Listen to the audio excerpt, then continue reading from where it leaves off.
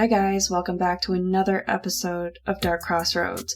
Today we're covering the mysterious and compelling unsolved disappearance and death of Chuck Morgan. This is a very controversial and also very mysterious case. I have listened to it on many other podcasts, watched many videos about it. It is very speculative. A lot of theories out there, but I'm going to try to just stick with the facts and basically list out all the theories and have just an open mind to all of this.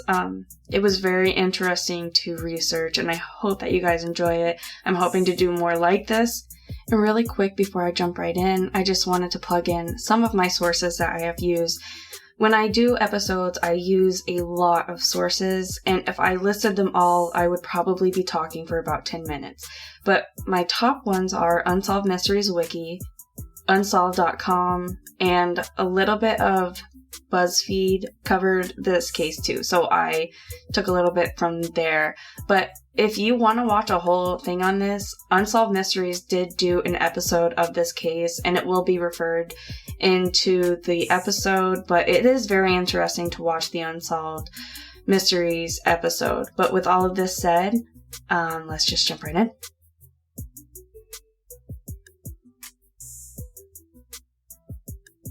Charles, also known as Chuck Morgan, was a 39-year-old escrow agent residing in Tucson, Arizona. He lived there with his wife, Ruth, and their 4 daughters. Although very little is known about his life prior to his disappearance, he did appear to live a very unassuming lifestyle. On the date of March 22, 1977, Chuck was going about his normal daily routine. He dropped his daughters off at school, and then he headed to work. His daughters, though, are reported as being the last ones to see him that day, so it's only assumed that he never made it to work. His absence was noted when he failed to return home at the end of the day, although again it is very unclear if he was officially reported missing to the police at this time.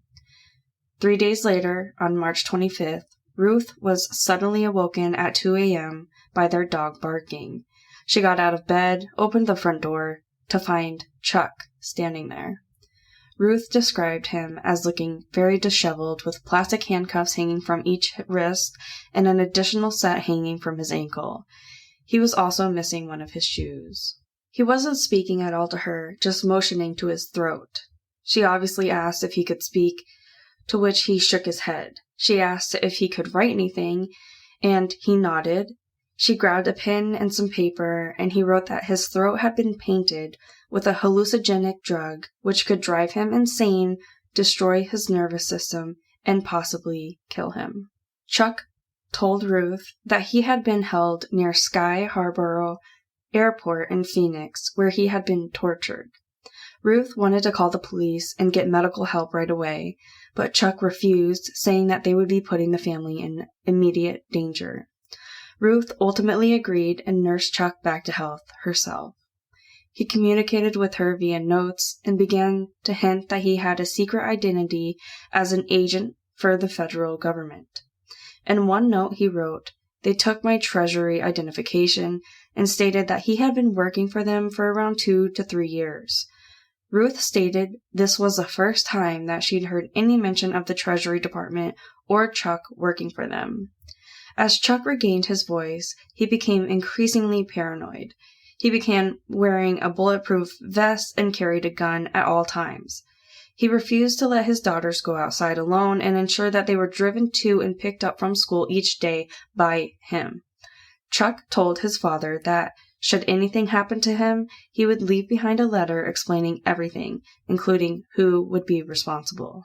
2 months later, on June 7, 1977, Chuck would go missing again. On the morning of his disappearance, Ruth took the children to school while Chuck headed to work.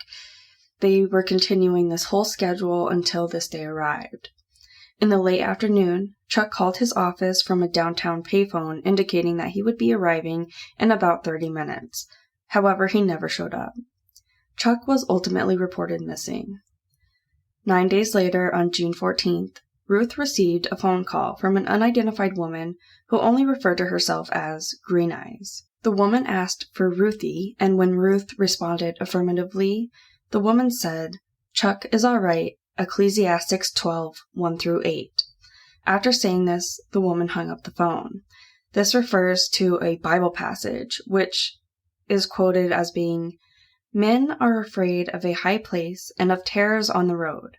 Remember him before the silver cord is broken and the golden bowl is crushed.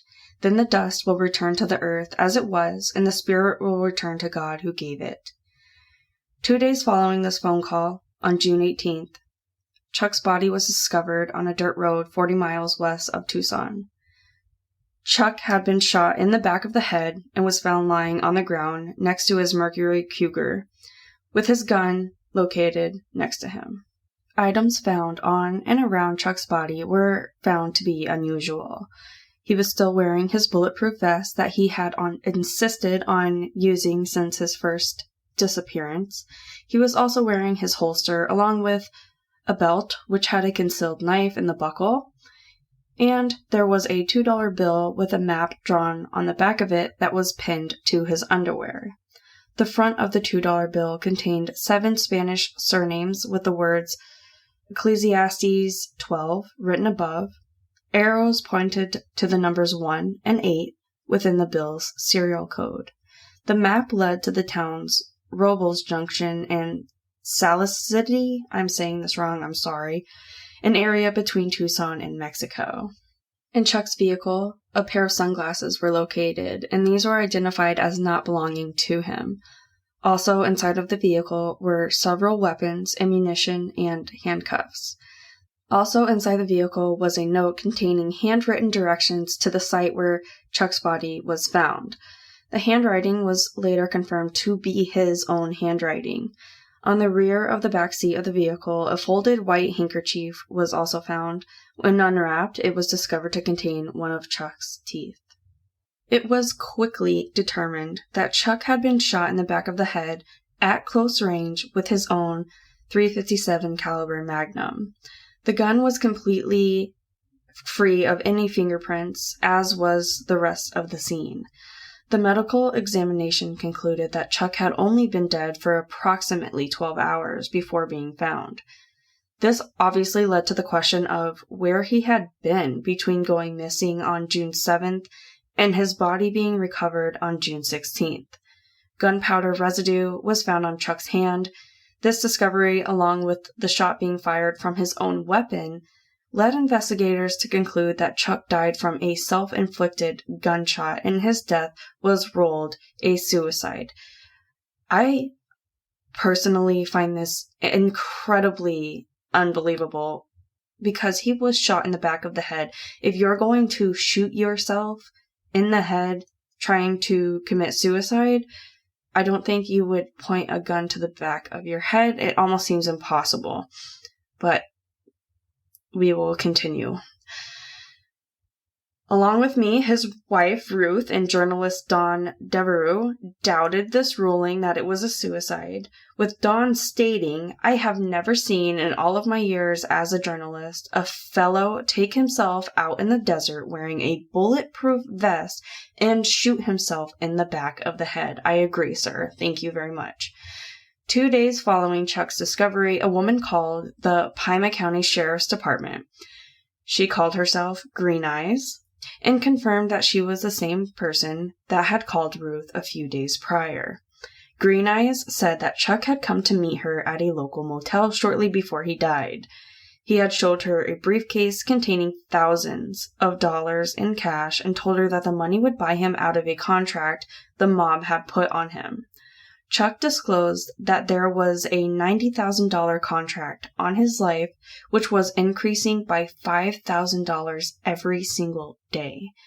Police were able to corroborate some of Green Eye's story, finding CCTV that showed Chuck meeting an unidentified woman. It was determined that Chuck had registered at a South Side hotel and met this woman several times.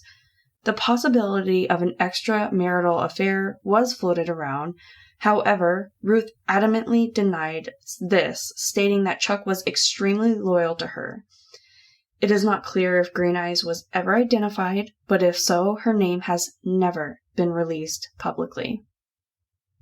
Despite this further information from Green Eyes, the case was eventually closed on the 10th of August in 1977 with the official ruling of suicide. Prima County Sheriff's Department officials stated, "We have found no evidence that anyone took part in the death but himself." At the time of Chuck's death, Arizona was the only state that allowed blind trust ownership of real estate. This meant that individuals could buy property anonymously with only an escrow agent, such as Chuck, knowing their identity. This obviously put Chuck at risk because he was the only one that would know of any shady business or anybody wanting to secretly buy a house for any bad behavior, and he would be the only one knowing of it. At the time of his death, Chuck was known to be doing escrow work for two alleged organized crime groups, the Ned Warren family and the Joe Bonanno family. In the 1970s, organized crime groups had established Arizona as a pipeline for narcotics and money laundering. The above blind ownership law allowed them to purchase land and properties in which they could launder money through, knowing that it couldn't be traced. Don Devereaux had investigated Chuck's death following the case airing on Unsolved Mysteries. He learned that Chuck was involved in money laundering activities through his escrow company and was involved in large gold and platinum transactions, which was a more convenient way to launder money. He also discovered that Chuck kept duplicate records of these illicit transactions. Don stated he was around the edges of a couple of very large organized crime groups in Arizona at this time. It was very easy to get in over your head, and I suspect that over the years, Mr. Morgan was in that kind of situation. He was doing perhaps upwards of $1 billion of escrow work in bullion and platinum. These were transactions that likely only existed on paper. He was a straight businessman that probably got a little too close to the flame. Following his death, his attorney, Ronald Newman, did confirm that Chuck was a secret witness in an extensive land fraud investigation and had testified around the internal dealings at Banco International de Arizona. It is alleged that his testimony was recorded in May of 1977, around a month before his death. 2 weeks following Chuck's death, two men claiming to be FBI officers turned up at the address of Ruth Morgan, claiming that they needed to search the property. Ruth stated that they had ransacked the house, appearing to be looking for something specific, but did not appear to find it. Don later sent an FOI request to the FBI in an attempt to identify these officers. However, the FBI claimed to have no knowledge of Chuck Morgan. 3 months following the broadcast of the Unsolved Mysteries episode, and after Don Devereaux began investigating Chuck's death, a male by the name of Doug Johnston was found shot to death in his car outside of his Phoenix office. Doug was shot in the left side of his head, and no gun was ever found. Doug worked and was found dead across the street from Don's office, and the two drove almost identical vehicles.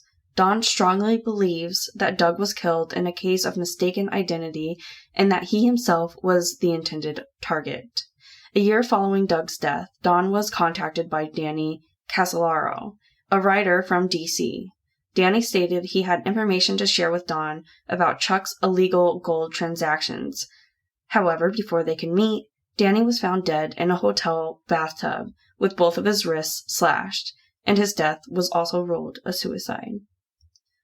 There are several theories relating to Chuck's death, the main two being that either he did, in fact, take his own life after suffering mental health problems and delusions, or that he was in fact involved with the mafia and working for the government, and a hitman ultimately took him out. Don believes the latter, stating, "There is a great likelihood that Mr. Morgan was, in fact, doing something with the government. I think this was a guy who was extremely naive about a lot of things, and I think somebody blew his cover and he got killed."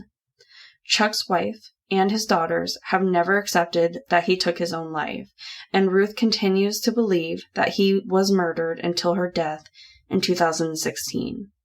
Almost 50 years have passed since Chuck's death, and despite its official ruling of suicide, it still remains as bizarre and mysterious as it was in 1977. It has been theorized that the $2 bill provided is the basis of some kind of code that people wanted to relay. What seemed to be missing, however, was the document that the $2 bill would unlock. If he was quietly providing assistance to the U.S. government and monitoring the activities of one or more major organized crime families, then he wasn't a villain. He was a good guy, and people should know this. And another thing that I found very interesting is that when Dawn made the Freedom of Information Act request to the FBI, they suddenly have never heard of him, never heard of Chuck Morgan, despite the fact that they had obviously opened an investigation on him, and that they had interviewed his attorney and family. They were all over his case like crazy in the beginning and for a while, but all of a sudden they've never heard of the guy. He never existed, no file, no nothing. And Chuck's wife, Ruth, was later stating there is no way that Chuck would have committed suicide, and if he had even contemplated committing suicide, he would have left a letter for his girls and for me. One of Morgan's daughters later came out and stated, "My father had a lot of information about a lot of people here in Tucson that could have been very detrimental. There was a lot of information about politicians and people who are still alive that work in our government today. He had that information, and they probably wanted to silence him." Over the next 40 to 50 years, investigations into Chuck's death would find connections to organized crime, hitmen, government covert operations, and allegations of fraud and drug smuggling. Whatever happened to Chuck Morgan, and how did this straight-laced businessman end up in a world of intrigue and undercover operations that ultimately led to his death? The answers are still unknown today, but I think the biggest thing to take away from this whole story is that he was a family man. He had a family that he loved dearly and wanted to protect with his life. He was trying his best every day to give them the best life that they could possibly have. He was just being a husband and a father, and I think to this day they are grateful for everything that he did. Although he might have ran with a little bit of the wrong crowd, he still was trying every single day for his friends and his family. And I think that for his family's sake, you should just remember him as a loving, caring father and husband. Whether any answers will ever come to his mysterious death is very doubtful and unknown, but it is important to remember him as the person that he was and the impact that he had on the people around him. Okay, guys, so thanks for hanging out again today. I hope you liked this episode. If you want to hang out some more, check back in for our next episode coming out soon. And you can also follow us on Facebook, all over social media. And if you want more and more content, please, you can either help us out free by rate, review, subscribe, all the things, or you can subscribe to our, it's kind of like Patreon, but it's called Dark Crossroads Plus through Buzzsprout. There will be a link to that on any social media, and whatever amount of money you donate, whether it be $1 a month even, all proceeds will go towards the podcast. But thank you so much from the bottom of my heart for everybody that has already followed us and continues to follow us and contribute to the podcast. It has been an unbelievable amount of love and support so far, and I am beyond grateful for everybody, and I cannot wait to keep putting out content and meeting everybody and growing this community. Thank you so much, and don't forget to be weird, stay different, and don't trust anyone.